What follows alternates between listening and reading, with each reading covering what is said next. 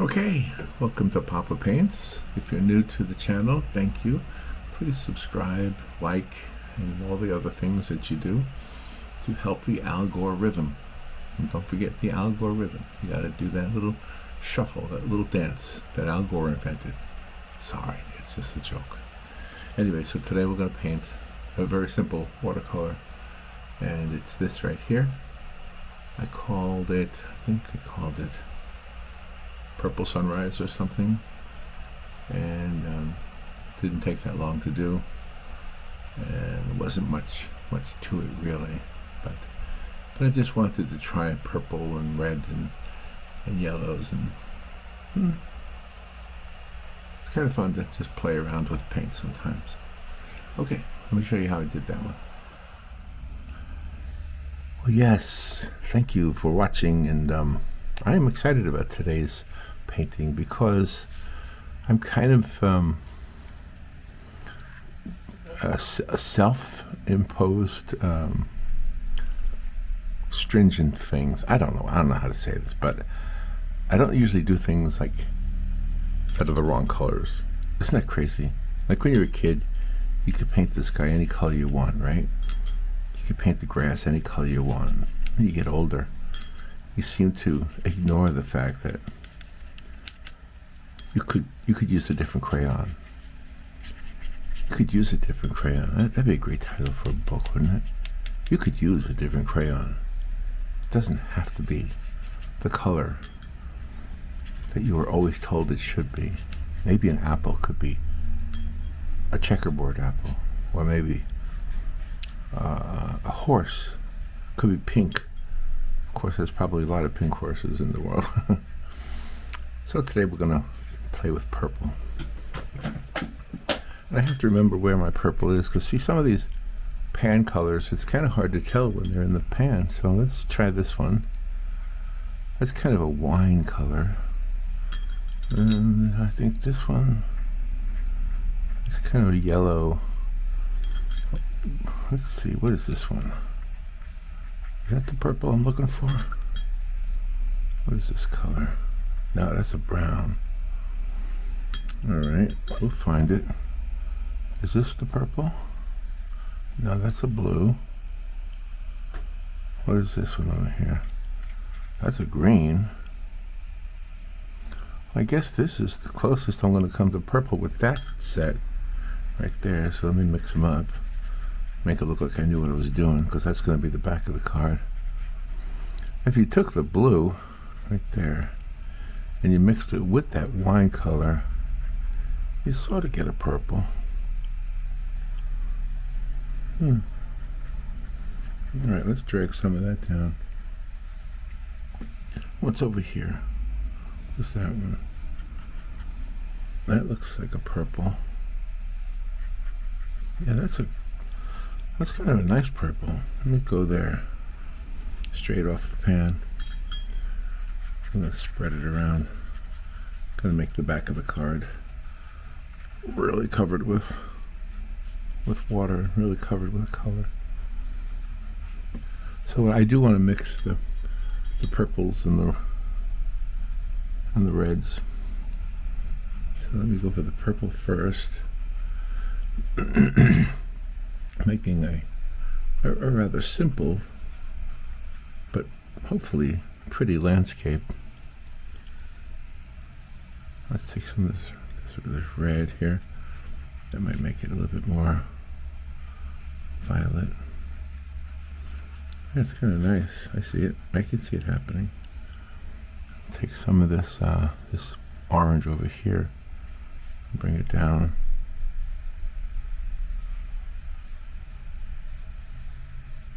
Kind of make almost like a vanishing point in the sky. Maybe have some of this yellow. Get some of the yellow in there. Oh yeah. Oh, that's nice. I like how that's looking. Okay. So we're going to keep that like that. That's going to be like toward the horizon. Alright. So now that we have that, let's go down here, because I want to put a body of water here. I want to make sure not to touch water to water because I want to keep them from blending into each other. I'll go back to this here. I'll make that the far end of the water. What does that one do?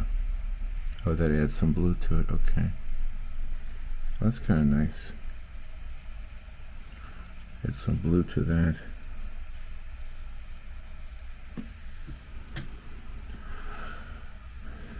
And make sure we get some of this yellow in here.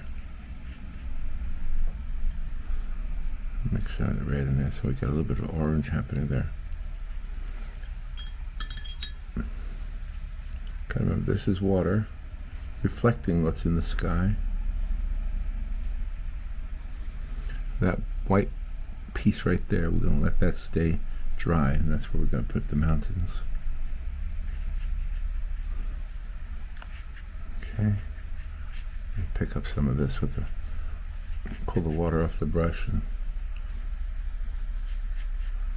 see what happens. Now I want to put a, I'm going to mix the dark purples over here. I'm going to make a, I don't know, maybe some kind of a place over here where there's a trail of some sort.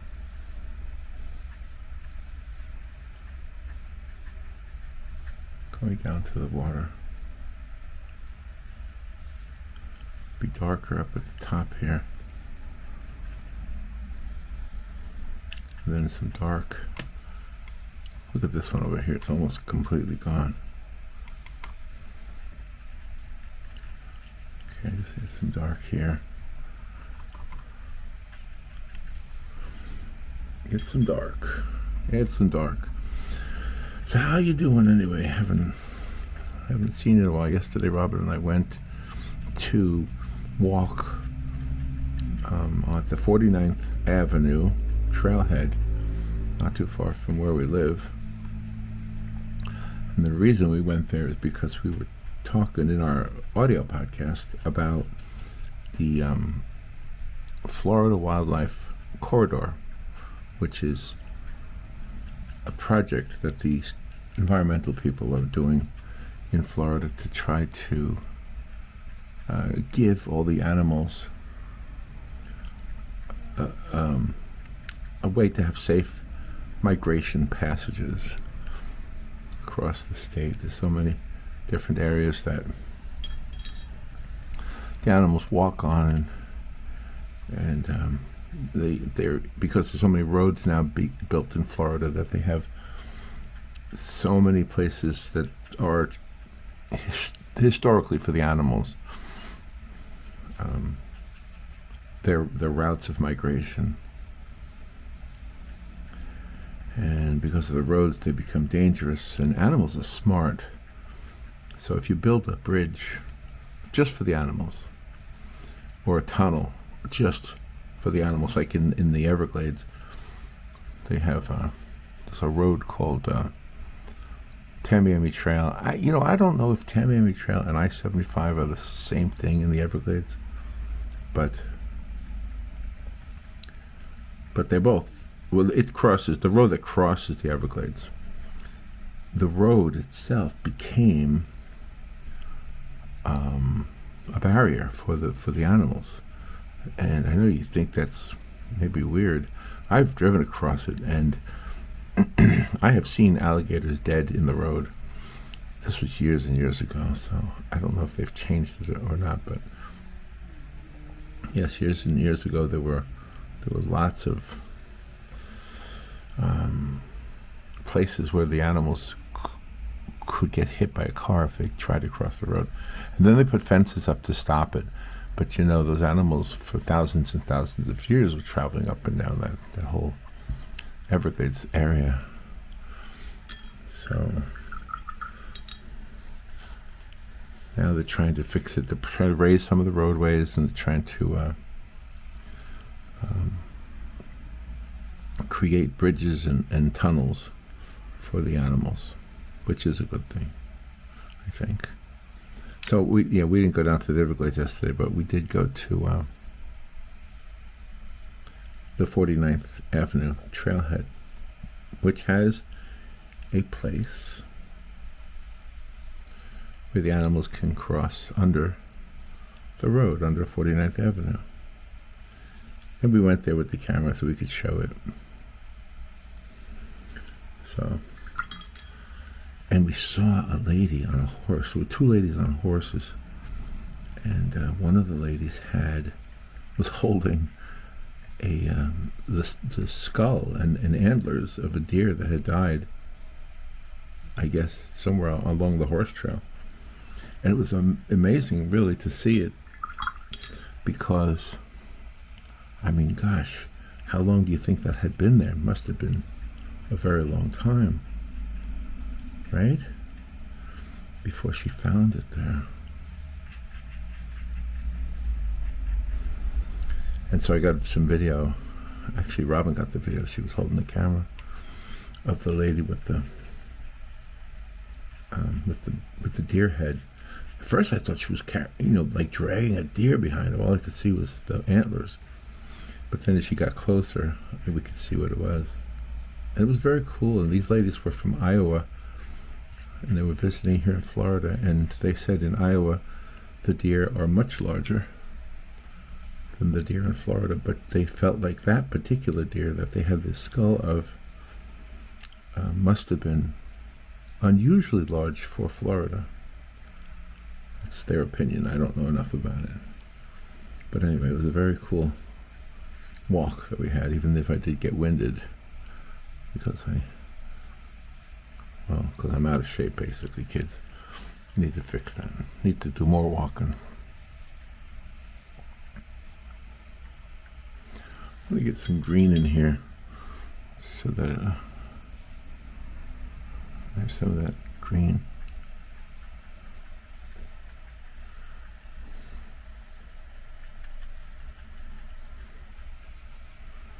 Yeah, just trying to create this look of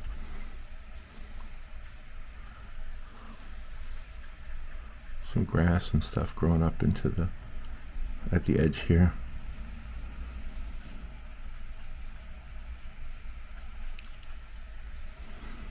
If I can add some of this.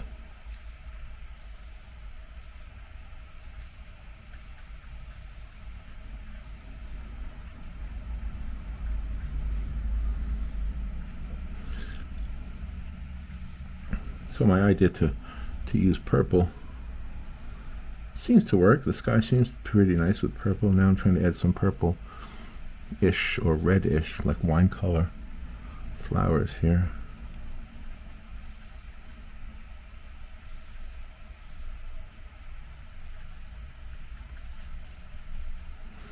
Just giving it time to dry and time to move around by itself.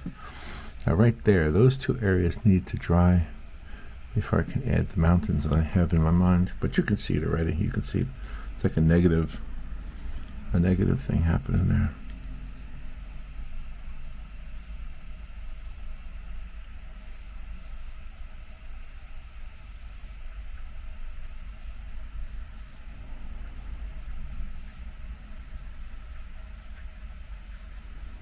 Just some dark here.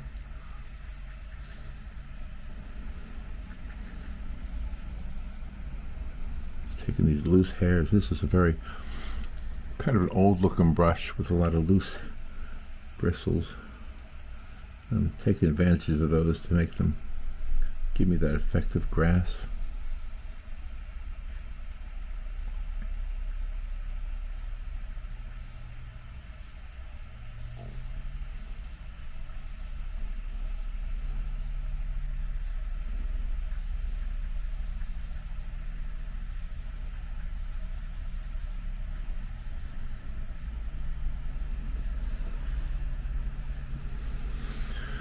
Alright, let me take a different brush here. A little bit finer brush. Let's see. I want to get that light purple. Let me use the back of the card as a way to thin it out. thin it out really thin.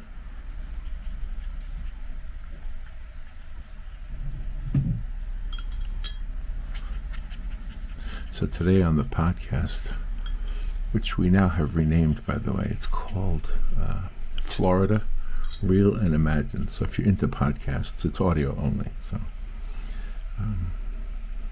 it was called The World Spins Fine on Her Own. That's still what we call the YouTube channel and the videos we do. But the podcast is now more about Florida. We just thought it would be better to kind of keep it local. And there's a lot of interesting stuff in Florida. So anyway, so today on that program we're talking about alligators. Yes, alligators. There's a story in Florida about, well, there's so many stories, but here in Ocala there's a story about the singing alligator of Silver Springs, the singing alligator of Silver Springs. I'm not making that up. Well, the story is probably made up, but I'm not making up the fact that there is a story. And so that's one of our stories today. I have a music alligator story of my own. Robin and I play music. She plays the mandolin, I play the accordion, and we call ourselves my uncle's friends. And we're not professional. We don't go out on gigs or anything like that. But what we do is we have about 2 hours or 2 or 3 hours of music that we can play from. I have some of it memorized, but we use a music stand, and we play once a month. That's how infrequently we play. And we play at an event in downtown Ocala that is called the First Friday Art Walk. So it's really for artists, and I don't bring my art. I don't do the art there. I think I mentioned once before to you guys that I don't even know if they know that I do art, the people who run it. And I kind of like it that way. Because I don't want to be out there showing my art and selling my art. I'd rather do the art kind of privately. And anyway, I know I put it on Facebook and all that, so it's public in that regard. But anyway, so we like to play downtown at the First Friday Art Walk every Friday, every first Friday. So anyway, getting back to the alligator story. So to practice our music, sometimes we would just go over to Silver Springs State Park, which is an old attraction that was, no longer is being used as a tourist attraction. It's just a state park, a beautiful, beautiful state park. They got beautiful river, the Silver River, and they have alligators. So we would take our instruments and we would practice, I should say, over by the water. There was a bench by the water, and we would bring the instruments down there and play. And an alligator would come up onto the shore, and the first time I noticed it, I didn't think there was a connection between us with the music and the alligator. But after a while, we would go, like every weekend, we'd go once a while. Maybe not every weekend, but we'd show up there. And I noticed one time, I said to Robin, "Oh, that's where the alligator was." "Oh, yeah." And then we started playing, and I wasn't even paying attention. And then I look over there to the shore. We're not that close to it, so it wasn't in a dangerous place. But I noticed that the alligator was there. I said, "Hey, Robin, the alligator's back." And we jokingly said, maybe he likes the music. Well, I think maybe he does, because he comes out. We don't do that anymore. We should, but we don't. But anyway, the alligator would show up like all the time. So we kind of had this crazy theory that the alligator was actually coming out to hear the music. So I don't know if it was or not, but it was always there. And we got to be friends with some of the park rangers, and we told them the story, and they told us about the singing alligator of Silver Springs, which is some kind of a folklore thing, kind of a legend, I guess. And so that was part of what we're going to talk about today on the podcast.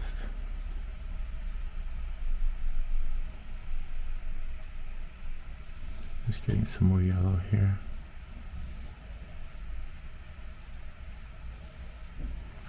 You wouldn't think that yellow and purple would work well together, but they seem to be, in this picture anyway.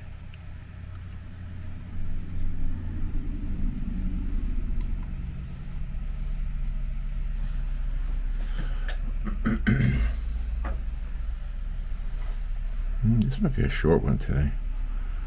This is a pretty quick painting.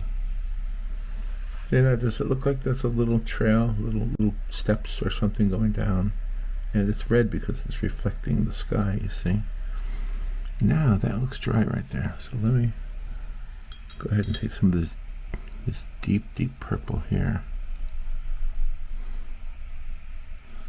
And try to put in those mountains.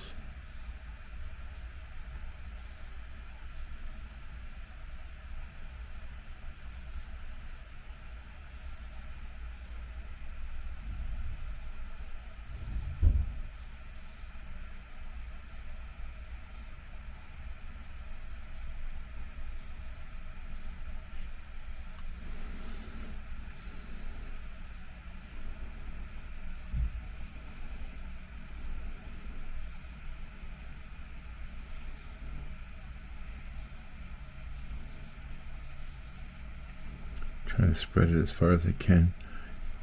It goes from a wet brush on the left side to a dry brush on the right side. It's kind of a cool combination. Although I think I'm running out of color here. Do it again.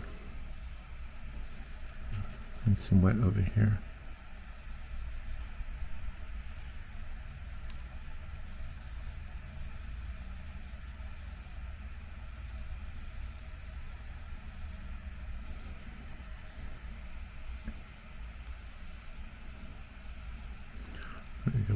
A little bit more interesting mountain, I think.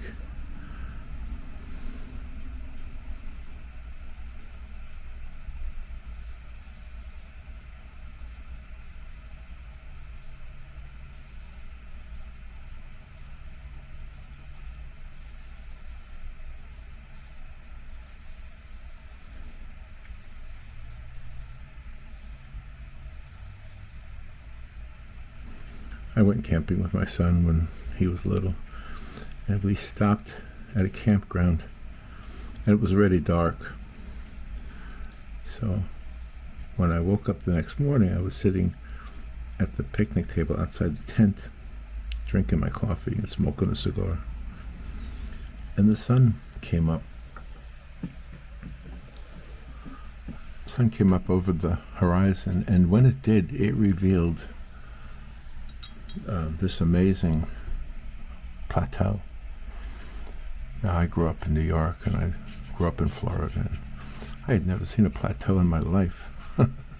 So, and back in those days, I would drive at night. So I was already, in an area where there would be a plateau, but I hadn't seen it because I was driving at night. Nowadays, I don't drive at night. Well, I do little bits, but I don't know if it's my eyesight or if it's just, I don't know, just got older. Maybe there's more cars on the road. Maybe headlights are brighter than they used to be. I can't really tell you what I have against driving at night. I used to love driving at night. I used to love finding an old radio station, not an old radio station, but like, I don't know how to say this, but a radio station playing music that moved me in some way. Didn't have to be necessarily my style of music. In fact, quite often I would find these stations that would play this, like, what I would call hillbilly music, and it just seemed beautiful. I mean, in that setting, you know, you're in that setting. It's kind of like the old country, what they called country western music back in the old days. I do feel like this picture needs something else. I feel like it needs a little bit of vertical lines.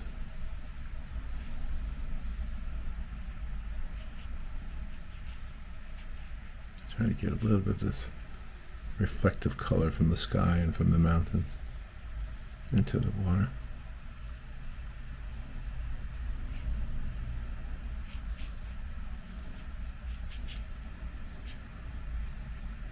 And again, just experimenting with colors that aren't necessarily true colors to a landscape. Although, you know, there is really nothing that's in stone when it comes to colors. Especially when you have a world of photography that you can kind of do what you want to do. Get some of that. I don't have that yet in there.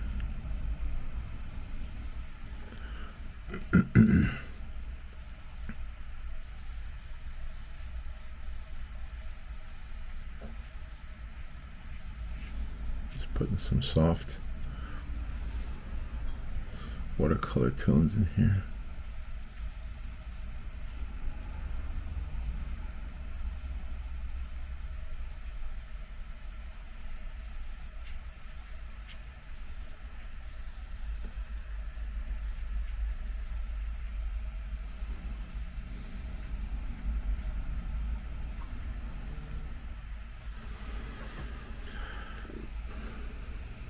Yeah, I do think there needs to be some vertical lines.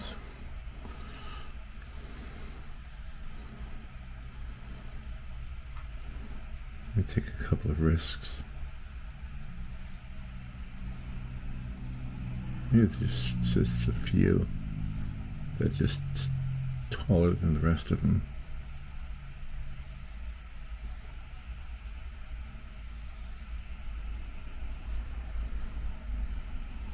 Bring it way up to the sky.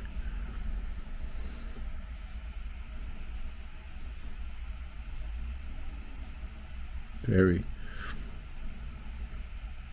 very tall grass here. It's kind of cool. Just looking there, right?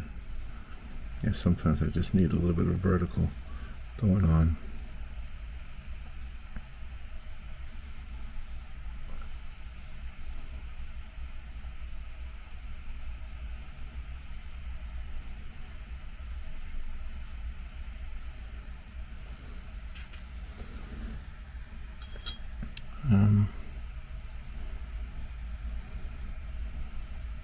I don't want to overdo it, I don't think.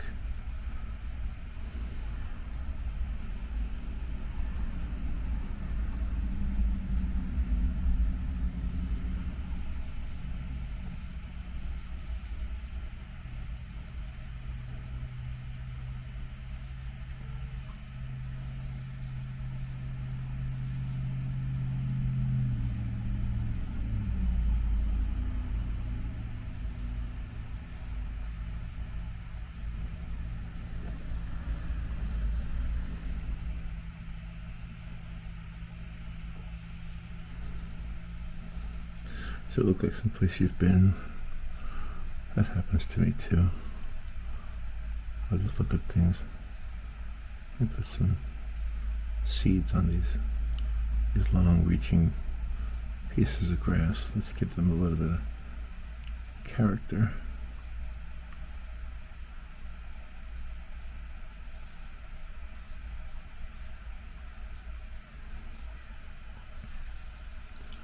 Yeah, give them little pods of growth happening on them. They're reaching to the sky. They're waiting for a wind to take the seed and bring it to another place so they can be fruitful and multiply.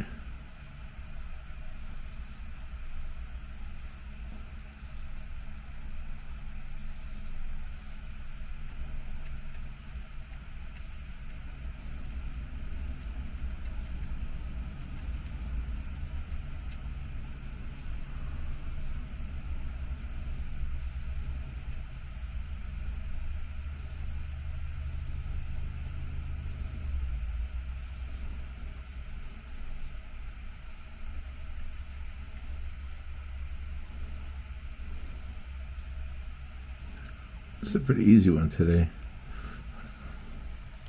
I don't have a reference photo.